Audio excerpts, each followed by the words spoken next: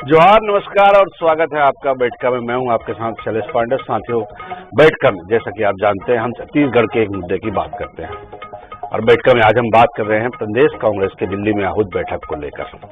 एक तरफ जहां कांग्रेस इस बैठक की चुनावी तैयारियों से जोड़कर आलाकमान की तैयारी की बात कह रही है, तो सियासी गलियारों में ये चर्चा भी है कि सत्ता और संगठन में चल रही कलह को लेकर बैठक आलाकमान ने बुलाई है। तो क्या है सच्चाई इस बैठक की, इसी विषय पर आज बात करेंगे और आज का हमारा शीर्षक है दिल्ली में मिलेंगे दिल।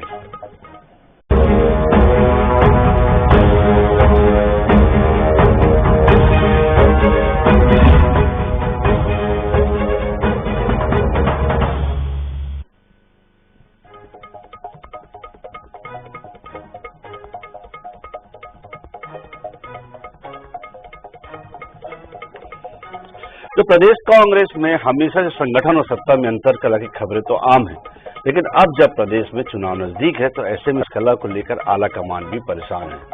कल दिल्ली में आलाकमान के सामने प्रदेश के प्रमुख नेताओं की आहूत बैठक को भी इसी कड़ी से जोड़कर देखा जा रहा है। दिल्ली में कल कांग्रेस के राष्ट्रीय अध्यक्ष मल्लिकार्जुन खड़गे, राहुल गांधी और प्रदेश कांग्रेस प्रभारी शैलजा के नेतृत्व में स्थानीय नेताओं की एक बैठक बुलाई गई है।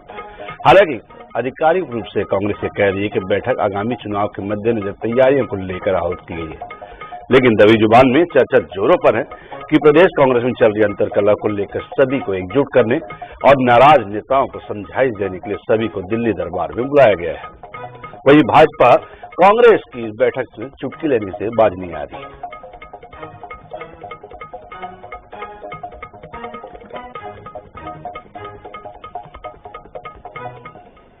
जी, कल कुछ हमारे शीर्ष नेता, हमारे अध्यक्ष जी मल्लिकार्जुन जी खड़गे और राहुल जी मीटिंग लेंगे और उसमें स्टेट के कुछ सीनियर नेता भाग लेंगे और वहां पर जो चर्चा होगी उसके बारे में आपको बाद में हम बता देंगे। अब अरुण साहू जी के बारे में क्या बोलूं, वो पहले अपने यहाँ तो कम से कम उड़ान योजना शुरू कर ले बिलासपुर में, तब कोई बात करे। जहाँ तक की बात है कि कल की बैठक जो हो रही है, इसके पहले भी चुनाव हो रहे हैं उन राज्यों की बैठक, मध्य प्रदेश के और राजस्थान के कांग्रेस के लोगों के साथ बैठक आदरणीय खड़गे जी के नेतृत्व में, राहुल जी की उपस्थिति में सब बैठक दोनों हुई। बीच में राहुल जी विदेश यात्रा पे गए थे, अभी आए हैं, बैठक फिर हो रही है। तो देखिए, सभी राजनीतिक दल को अपनी बैठक और कार्यक्रम करने का अधिकार है, पर जैसा आपने कहा, जिस प्रकार से कांग्रेस के नेताओं में आपसी झगड़े चल रहे हैं, मुझे लगता है ये झगड़े निपटाने के लिए बैठक है। पर कांग्रेस में जिस प्रकार के सिर फटबल की स्थिति है और जनता में कांग्रेस को लेकर जो आक्रोश है, तो इससे कोई फायदा, कोई हल नहीं निकलने वाला है। तो अपनी अपनी बात है, लेकिन सबसे बड़ी बात एक बैठक है और बैठक में सभी बड़े नेताओं को बुलाया गया है। हकीकत ये भी है कि बैठक में केवल चुनावी रणनीति पर ही बात नहीं होनी है, सही में ऐसा कुछ तो है जिसको लेकर चर्चा है। अब ये केवल बैठक इसी मुद्दे पर है या फिर तमाम तरह की बातें हो सकती है, सभी मुद्दों पर बात करेंगे। तीन खास मेहमान हमारे साथ में नितिन भंसाली जी है, कांग्रेस की तरफ से अपना पक्ष रखेंगे। हमारे साथ में देवलाल ठाकुर जी हैं, तेज तर्रार प्रवक्ता हैं, खरी खरी बात कहते हैं, और साथ में प्रदेश के जाने माने पत्रकार के शर्मा जी भी हमारे साथ है पूरे कार्यक्रम में अपनी निष्पक्ष राय रखने के लिए। नितिन भंसाली जी, आपका जवाब यही होगा, मुझे पता है, सवाल भी मेरा आप जानते हैं, अब जवाब भी यही होगा कि भाई चुनाव है, रणनीति बनाई जाएगी तमाम तरह की, लेकिन क्या इस बात से आप इनकार करेंगे कि पिछले दिनों जो भी घटनाक्रम हुआ है, चाहे वो बैठकों में मुख्यमंत्री भूपेश बघेल के निर्देशों की बात करें या फिर अभी हालिया में जो नियुक्ति हुई है उसको लेके जो है वो टकराव की बात करें प्रदेश प्रभारी और प्रदेश अध्यक्ष में, क्या आप इनकार करेंगे कि इसको लेके कोई चर्चा वहां पे नहीं होगी? खास तौर पे जब तमाम बड़े नेताओं को एक साथ बुलाया गया है, केवल और केवल उन नेताओं को जिनकी खबरें हम रोज देखते रहते हैं। टी.एस. सिंहदेव को बुलाया गया है, मरकाम जी को बुलाया गया है, भूपेश बघेल जी को बुलाया गया है, खास तौर पे इन नेताओं को बुलाया गया है। तो क्या आप इनकार करेंगे कि ये बातें वहां पे नहीं होगी कि सत्ता और संगठन में जो चल रहा है? देखिए, सूची और लंबी है, आपने कम नाम लिए। प्रदेश के कई वरिष्ठ नेताओं को दिल्ली बुलाया गया और एक सामान्य प्रक्रिया है जो हर बार चुनाव से पहले होती है। भारतीय राष्ट्रीय कांग्रेस की राजस्थान प्रदेश की भी बैठक हो चुकी है, मध्य प्रदेश प्रदेश की भी बैठक हो चुकी है, छत्तीसगढ़ की भी होने वाली थी, जो कि किसी कारणों से स्थगित की गई थी। तो वही बैठक जो है वो पुनः की जा रही है। अभी मैं बीजेपी के प्रदेश अध्यक्ष अरुण साहू जी का बयान सुन रहा था आपकी डिबेट से पहले की वो झगड़ा निपटाने के लिए बैठक बुलाया। तो मैं अरुण साहू जी को और उनकी पार्टी को ये बताना चाहता हूं कि झगड़ा निपटाने के लिए नहीं, आप लोगों की पार्टी को इस प्रदेश में ठीक से निपटाने के लिए बैठक बुलाई गई है। और यहां पर नहीं, केंद्र के 2024 के जो लोकसभा चुनाव है उसमें हम आपको कैसे निपटाएं, कैसे जनता के मुद्दों को जो झूठ बोलकर, जो आप लोगों ने झूठे वादे कर जो केंद्र में जो अपनी सरकार बनाई है, कैसे आप लोगों को जड़ से उखाड़ कर फेंकना है, इन सारे विषयों पर, चुनावी विषयों पर चर्चा होगी और निश्चित तौर पर एक बेहतर नतीजे मीटिंग से निकलने के बाद आप लोगों के भी सामने आएंगे। लेकिन मेरे सवाल का जवाब नहीं आया। पहले तो एक तरफ आप कहते हैं कि केंद्र की मोदी सरकार को निपटाएंगे, प्रदेश सरकार में आप कहते हैं कि बीजेपी के पास चेहरा नहीं है, तो वहां पे केंद्र में भी आप लोगों के पास कौन सा चेहरा है? सब अलग अलग प्रधानमंत्री का सपना लेके बैठक बुला रहे हैं। बहरहाल हम प्रदेश में आते हैं। आपको मैं सवाल किया कि ये तमाम मुद्दे तो होंगे, ठीक है, वहां पे कमेटियां भी बनेंगी, नई नियुक्तियों की बात होंगे, वहां पे जो अलग अलग घोषणा कमेटी है और तमाम तरीके की बातें होंगी, लेकिन क्या इस बात से आप इनकार करते हैं कि जो प्रदेश प्रभारियों और प्रदेश अध्यक्ष के बीच में हालिया दिनों में जो हुआ था, नियुक्ति रद्द करने की बात, वो भी सार्वजनिक तौर पर, ऐसा नहीं कि पार्टी के भीतरी तौर पर अंदर से एक आदेश मार गई, सार्वजनिक तौर पर ये लिखा गया पत्र में कि मोहन मरकाम जी, आपने जो नियुक्ति की है उसे तत्काल प्रभाव से निरस्त किया जाता है। क्या इस बात की चर्चा होगी? नहीं होगी? आप नहीं मानते? बात है शैलेश जी, इस बात को इतना तुल विपक्ष क्यों दे रहे हैं और मीडिया क्यों दे रहा है, मुझे बिल्कुल मेरी समझ से परे। ये प्रदेश अध्यक्ष और प्रदेश प्रभारी के बीच की बातें रिजॉल्व हो चुकी है, सारी चीजें, कोई ऐसी बात ही नहीं है, ये आपसी मामला है। और इसको अगर रिजॉल्व हुआ है, बंगाली जी, एक छोटा सवाल, अगर रिजॉल्व हो गया है तो प्रदेश अध्यक्ष का ये बयान किया होता है नियुक्ति निरस्त होने के बाद कि मैं इस बात का विश्लेषण करूंगा, समीक्षा करूंगा, क्या प्रदेश प्रभारी के आदेश की समीक्षा होगी? तो आपने शायद आज के बयान को नहीं सुना आपने कि जो प्रदेश प्रभारी है वो एआईसीसी की प्रतिनिधि होती है, प्रतिनिधि होता है, तो उनके निर्देशों का पालन किया जाएगा। इसमें मुझे ऐसा लगता है कि भाजपा को बहुत ज्यादा चिंता करने की आवश्यकता नहीं है, ये हमारा आपसी मामला है और हम सब एक है और हम एकजुट होकर 71+ पे काम कर रहे हैं, ये समझने, क्योंकि मुद्दे हैं नहीं, काम है नहीं इनके पास। रोज सुबह उठकर अरुण साहू जी एक बाइक दे देते हैं और उस पर सिगुफा छोड़कर घर में जाकर एयर कंडीशन के कमरों में बैठ जाते हैं। बाकी मुद्दा विहीन और चेहरा विहीन लोग हैं, चेहरा ही नहीं है, बिना दूल्हे की बारात है और नाचने के लिए बहुत सारे नेता तैयार है बारात में। ठाकुर साहब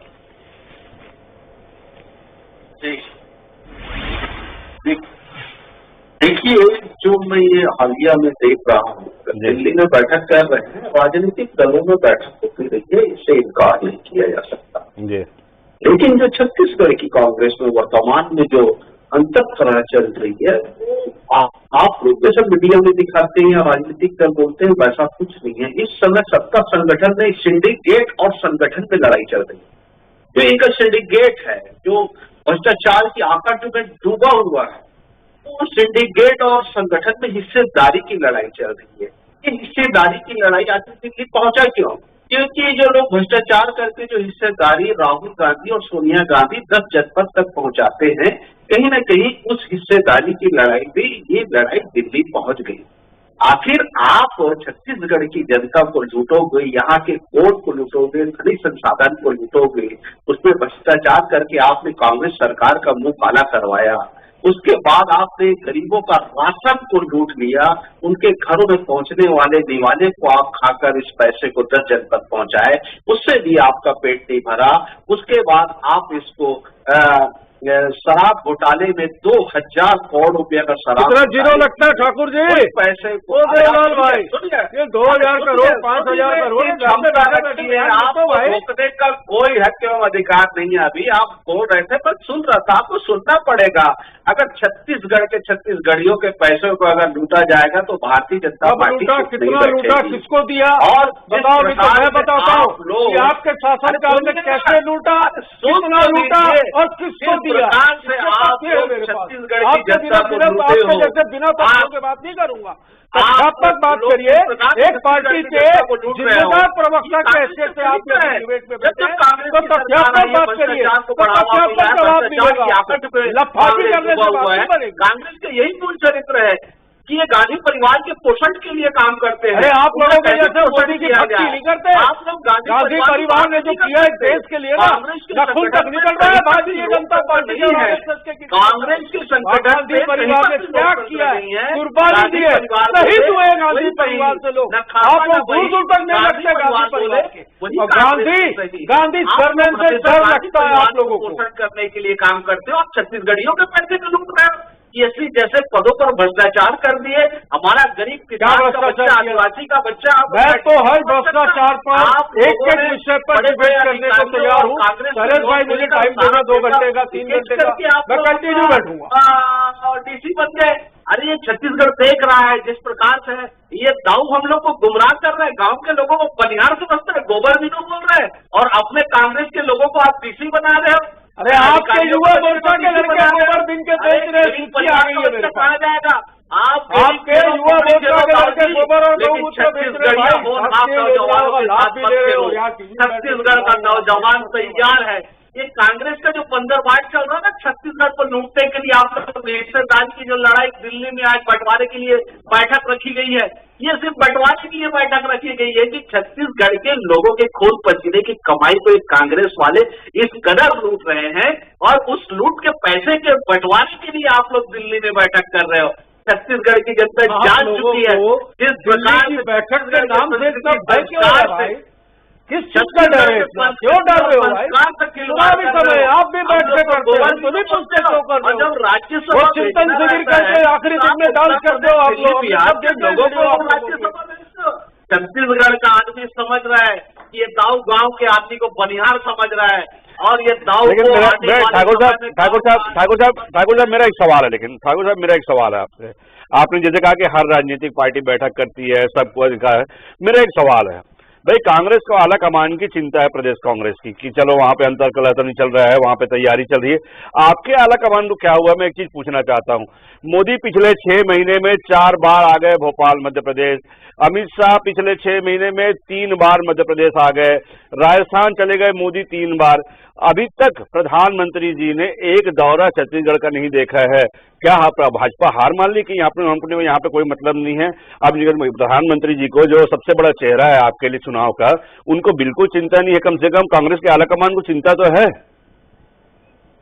देखिए, भारतीय जनता पार्टी हमेशा कार्यकर्ताओं की पार्टी रही है। आज हमारे प्रधानमंत्री जी ने इस बात को सिद्ध भी किया है, अपने उद्बोधन में भी कहा है कि हमारी जो ताकत है इधर से बैठे लोग नहीं है, जो हमारे सामने बैठे लोग हैं, कार्यकर्ता हैं, बूथ के जो लोग हैं, वो हमारी ताकत है, और वही चुनाव में चेहरा होते हैं। भारतीय जनता पार्टी के यही तो सबसे बड़ी खूबसूरती है कि कोई चेहरे की आवश्यकता नहीं रहती। भारतीय जनता पार्टी में लोकतंत्र है, कब छोटा चेहरा बड़ा चेहरा बनकर प्रदेश में उभर जाएगा, ये कांग्रेस के लोगों को पता भी नहीं चलेगा। और ये 5 नहीं सकते, इनको सत्ता और शासन मिला है, तब भ्रष्टाचार को बढ़ावा दिए हैं। देश के यशस्वी प्रधानमंत्री जी ने कहा, और हमारे जो गृह मंत्री जी हैं अभी हालिया में दुर्ग संभाग में आए थे, उन्होंने बहुत एक अच्छी चीज बताई कि आज हम लोग तेंदुपत्ता बेचते हैं, आदिवासी समाज के लोग 571 करोड़ रुपया आज तक नहीं मिला। तो तेंदुपत्ता का नगद भुगतान हो जाता था, भारतीय जनता पार्टी की सरकार रहती थी। आदिवासी हितों की सरकार बोलते हैं, आदिवासी विरोधी सरकार। वो चरण पादुका बांटते थे ना, वो एक चप्पल 5 नंबर की, एक चप्पल 7 नंबर की, ऐसा सम्मान किया बच्चे आदिवासी 6 प्रकार के वनोपज की, लघु वनोपज की, आप आदिवासियों के क्षेत्रों में आदिवासी समाज कभी बोलने वाला नहीं है, छत्तीसगढ़ का समाज कभी बोलने वाला नहीं है। समर्थन मूल्य 25,000 है, गौधन न्याय योजना है, भूमि खेती है जिनके पास भूमि है, उनके लिए योजनाएं चलाई जा रही। गरीब परिवार के बच्चे हैं जिनको किस बात की तकलीफ है? बहरहाल दोनों पांच लंबी फहरिस्त में मान गया। एक बार मैं इसमें वरिष्ठ पत्रकार महोदय का नजरिया जानना चाहूंगा। शर्मा जी, दोनों के पास लंबी फहरिस्त है, लेकिन हम विषय पे आते हैं। विषय ये है कि कांग्रेस आला कमान ने एक बैठक बुलाई है, ठीक है, हम बंसाली जी की बात को स्वीकार कर लिए कि भाई चुनावी तैयारी है, देवलाल ठाकुर जी भी कह रहे हैं, अरुण साहु जी भी कह रहे हैं हर पार्टी को बैठक बुलाने। लेकिन मेरा जो सवाल है वापस वहीं पे आता हूं क्या इस बैठक में जो छत्तीसगढ़ कांग्रेस में चल रही है, चाहे वो हम मुख्यमंत्री और सिंहदेव जी की बात करें, चाहे मोहन मरकाम जी और शैलजा जी की जो आपस में अभी बात हुई है वो हालिया की बात करें, क्या आपको नहीं लगता उन बैठकों से उस बैठक में उन मुद्दों से ज्यादा इस बात पर जो रहेगा कि सत्ता और संगठन अगर चुनाव के समय इसी प्रकार लड़ते रहे, इसी प्रकार मतभेद रहा, तो इसके परिणाम जो है वो कांग्रेस के लिए घातक हो सकते हैं? देखिए शैलेश जी, छत्तीसगढ़ एक ऐसा राज्य है जो कांग्रेस का मजबूत गढ़ कहा जा सकता है। 71 विधायक हैं 90 में से। अब वैसी स्थिति में सत्ता का जो काम हुआ है उसका संगठन का कितना सहयोग मिला, सत्ता और संगठन की जब बात चलती है अध्यक्ष और जब मुख्यमंत्री की ओर रहता है तो हमने भाजपा शासनकाल में भी देखा है कि रमन सिंह का कितना चलता था। वैसे यहाँ पे भूपेश बघेल यदि मुख्यमंत्री हैं तो सत्ता के माध्यम से जो संगठन को चलाने वाली बात रहती है वो कमियां रहती है। बहुत कम कम्युनिस्ट में ऐसी बातें आती थी कि संगठन महत्वपूर्ण है, लेकिन निश्चित रूप से सत्ता और संगठन में सामंजस्य के बिना सत्ता वापसी दिक्कत है। और ये अंदरूनी कला की शिकायत जो है सत्ताधारी दल में ही नजर आती है, क्योंकि विपक्ष तो सत्ता पाने के लिए एकजुट हो जाते हैं। कांग्रेस और भाजपा में भी आप देखेंगे कि जब परिवर्तन की बात होती है, किसी के जब विधायक की टिकट काटने की बात होती है तो इतना आसान नहीं होता है। और छत्तीसगढ़ में कांग्रेस एक मजबूत गढ़ है। जिन विषयों को लेकर भूपेश बघेल यदि काम कर रहे हैं तो जो अजय चंद्राकर जो सवाल पूछ रहे हैं क्या मुख्यमंत्री का चेहरा होगा, तो वरिष्ठ नेता चुनाव के समय निश्चित रूप से अभी तक के जो भूपेश बघेल की कार्य प्रणाली है 2.5 साल को पार करते हुए अब 5 साल कंप्लीट करने जा रहे हैं। और निश्चित रूप से टीएस बाबा भी अभी कह चुके हैं कि उन्हीं के चेहरे से चुनाव लड़े। लेकिन आने वाले समय में क्या होगा ये कांग्रेस का हो सकता है। दूसरा चीज है जो अंदरूनी कला की बातें लगातार सामने आ रही है, चाहे विधानसभा में सवाल की भी बात हो, जिस तरह से सवाल अभी फिर से विधानसभा होने वाला है, विश्वास प्रस्ताव भाजपा लाने वाली है, तो ठीक है 13 विधायक उनके हैं अभी और 9 विधायक में विश्वास प्रस्ताव आ सकता है। लेकिन वहां पे जिस तरह से सवाल कांग्रेस के प्रदेशाध्यक्ष उठाते हैं तो निश्चित रूप से सवाल मीडिया में उठता है। इसमें मीडिया पर आरोप लगाना कि वो इस तरह से अंदरूनी कला को ला रहा है ये तो गलत बात। जिस तरह से संगठन पदाधिकारी की नियुक्ति को लेकर पिछले समय वहां पे जो कांग्रेस भवन में जो आया 2 पदाधिकारियों की बात है, सन्नी की बात हो चाहे अमरजीत की बात हो, उस समय एक विवाद की स्थिति आई थी। अभी नियुक्ति को लेकर बात आई। निश्चित रूप से प्रदेश प्रभारी अध्यक्ष से ऊपर रहते हैं और उनको निर्देश देने का अधिकार है, लेकिन छत्तीसगढ़ में रहते हुए लिखित देने का काम मौखिक में हो जाता है तो मेरे ख्याल से अंदरूनी स्थिति ऐसी सामान्य रहती। तो मेरा कहने का मतलब है जब चर्चा होगी राष्ट्रीय स्तर पर तो अंदरूनी कला को समाप्त करके एकजुटता के साथ पुनः सत्ता प्राप्ति, जिसमें मुद्दों पर भी चर्चा होगी। जिन विषयों को अभी ठाकुर साहब उठा रहे हैं देवलाल जी, तो उन विषयों पर भी होगी। क्या इन विषयों का जवाब कांग्रेस किस ढंग से जनता को देगी? बूथ स्तर पर जा रहे हैं तो अपने कार्यकर्ताओं को क्या क्या विषय देना है और राज्य सरकार की उपलब्धियों के माध्यम से क्या उसमें और कुछ ऐड किया जा सकता है? क्या जन घोषणा पत्र में क्या कमियां रह गई, क्या उनको पूरा करने का समय है कि उसमें उतने में ही हम कंप्लीट है? ये तमाम विषय पर जब चर्चा होगी तो वहां पर जब राहुल गांधी जी बैठ रहे हैं, खड़गे जी बैठ रहे हैं, तो निश्चित रूप से सभी विषयों पर चर्चा होगी। और प्रदेश के तमाम जो भी पिछले चुनाव में मुख्यमंत्री के दावेदार कहे जाते क्षेत्र के रूप में, जगदलपुर में मोहन मरकाम देखेंगे तो अंबिकापुर में टीएस बाबा को देखिए, तो मध्य बीच में मैदानी इलाके में चरणदास महंत का अपना देखिए, ध्रुव कितना मजबूत है, कितना महत्वपूर्ण माना जाता है। गृह मंत्री और मुख्यमंत्री दोनों वहीं से हैं। तो वैसी स्थिति में इन सबके बीच में सामंजस्य करके किस तरह से फिर से सरकार बनाई जाए ताकि छत्तीसगढ़ एक मजबूत है। यहीं से ही कांग्रेस की शुरुआत हुई थी। चाहे यहाँ से राजस्थान की बात करें, मध्य प्रदेश की बात करें, राहुल गांधी भी बोल चुके हैं कि मध्य प्रदेश कांग्रेस में छत्तीसगढ़ में। लेकिन मैं एक सवाल और करना चाहता हूँ आपसे भाई, हमारे सामने कांग्रेस के अंतरकला का सबसे बड़ा उदाहरण राजस्थान है। अभी तक 6 बैठकें हो चुकी है आला कमान के सामने, सचिन पायलट और गहलोत की। आपको नहीं लगता, मतलब अगर आप दोनों की आप तुलना करें छत्तीसगढ़ और राजस्थान की, तो क्या पाते हैं आप?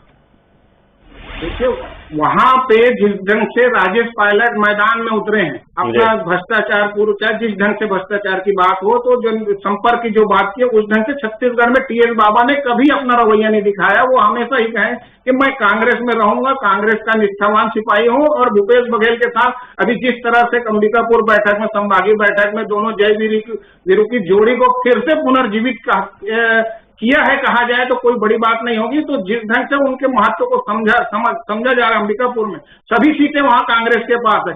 इस तरह से कहीं थोड़ा बहुत भी मन मुटाव यदि हुआ, उससे यदि नुकसान होता है तो मुझे लगता है कि सत्ता में दिक्कत आ सकती है। इस बात को राष्ट्रीय नेतृत्व इस बात को समझ रहे हैं। इसको लेकर के वरिष्ठ नेताओं के बीच एक सामंजस्य, केवल अकेले भूपेश बघेल ही पूरे 90 विधानसभा का नेतृत्व करेंगे और पूरे क्षेत्र में वही दौरा करेंगे जो भेंट मुलाकात चला। मुझे लगता है अन्य मंत्रियों, अन्य नेताओं और संगठन के नेताओं की भी जिम्मेदारी मुझे लगता है कि राष्ट्रीय नेता तय करने जा रहे हैं। जी बिल्कुल, निश्चित रूप से हम के शर्मा जी की बात को बिल्कुल इस तरह से स्वीकार कर सकते हैं कि कहीं न कहीं कांग्रेस आला कमान को इस बात की चिंता है कि जो तमाम तरह के जो चुनाव नजदीक आ रहे हैं तो उनकी रणनीति को लेकर निश्चित रूप से बात होगी। और जैसे कि दोनों प्रवक्ताओं ने कहा, हमारे नेता ने कहा कि बैठकें तो एक आम बात है, चुनाव का नजदीक है तो बैठकें तो हर पार्टी का अधिकार है, बैठ के हर बात करें। लेकिन छत्तीसगढ़ कांग्रेस में जो वर्तमान में जो स्थिति है उससे इस बात का कहीं से इनकार नहीं किया जा सकता कि कहीं न कहीं ये मुद्दे उठेंगे आला कमान के सामने। और आला कमान को इस बात की भी चिंता है कि अगर ये स्थिति रही जैसे कि राजस्थान में, तो निश्चित रूप से आने वाले चुनाव में पार्टी को एक बड़े नुकसान का सामना करना पड़ सकता है। अब इस अंतर कलह को सुलझाने में आला कमान कितना सफल होता है ये देखने वाली बात होगी। आप सभी मेहमानों का बहुत बहुत धन्यवाद इस शो में शामिल होने के लिए। कल नए विषय के साथ फिर मुलाकात।